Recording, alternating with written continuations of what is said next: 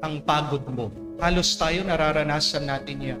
Minsan nagtatrabaho ka na nagtatrabaho, parang hindi umaasenso ang buhay mo. May napanood po ako, nagla-live selling siya ng damit, bata lang, dalaga. Umiiyak. Bakit? Kasi 3 lang yung nanonood doon po sa live niya.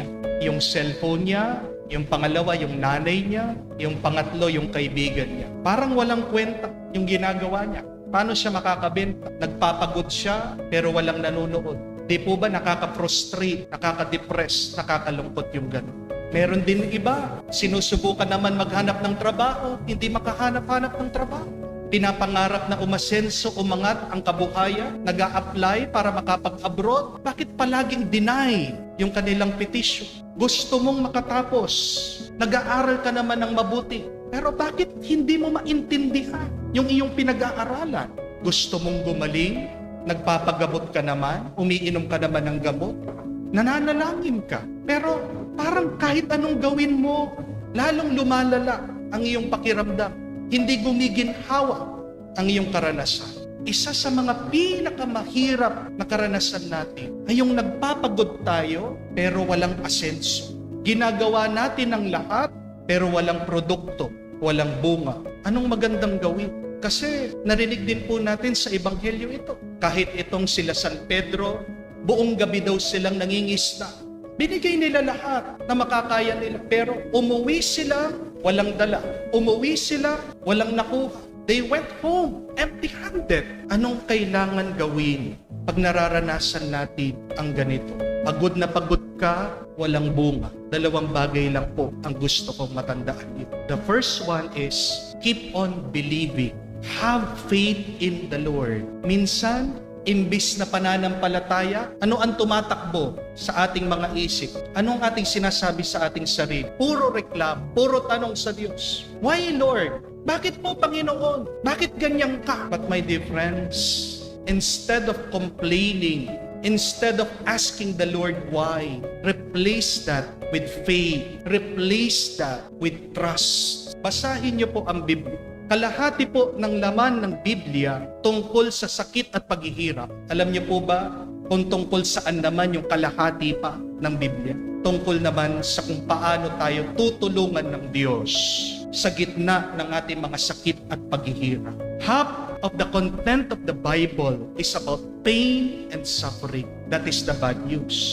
But the good news is, if you read it through, pagpatuloy mo ang pagbabasa ng Biblia, makakakuha ka ng mabuting balita. Ano yun? Hindi mananatili ang sakit at pagdurusa sa buhay mo. Ang ending, ang katapusan ng kwento, maganda. Ano yun? Kaligtasan, tulong ng Diyos.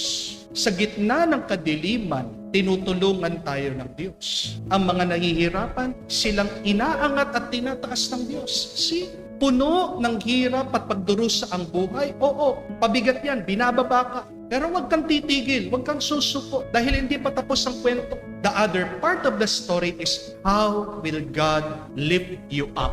But God cannot lift you up if you do not believe in the Lord. Amen? Paano ka tutulungan ng Diyos kung hindi ka naniniwala sa Diyos? Paano ka iaangat ng Diyos kung sinuko mo na?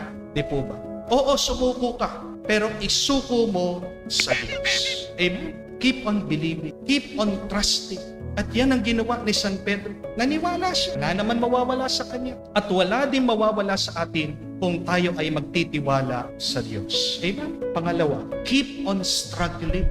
Keep on working. Pagpatuloy mo ang pagpapagod mo, pagpatuloy mo ang ginagawa mo. Sinabi ni Jesus, diyan sa iyong lambat, itapon mo ulit. Pagpatuloy mo, sige. Sino ang tunay na bigo? Who is the real failure? Ang tunay na bigo ay yung tumitigil. Tandaan niyo po. Kung pagod ka, magpahinga ka. Pero huwag kang titigil. Pagpatuloy mo. Because remember this, effort comes before excellence. Amen? Ulitin niyo po yun. Effort comes before excellence. Kung gusto mong makuha ang pinaka-mabuti, pinaka-maganda sa iyong buhay, kailangan pagpaguran mo pa. Huwag kang titigil. Konti na lang. Makukuha mo na. Meron pong lumapit sa akin, nagpapatulong, papakounseling. Umiiyak kasi itong kanyang asawa nakikipaghiwalay ito. Tanong ko naman, ano ba nagustuhan mo sa asawa mo? bakit sinagot mo siya? Ang sagot po niya sa akin, Father, napakasipag po na manligaw eh. Napakasipag po, araw-araw pumupunta sa amin, nililigawan ako. Pasugid po. Kaya po sinagot ko siya. Sabi ko naman, yun yung problema. Kasi dati, tingnan mo, nag-e-effort siya. Ngayon, di ba?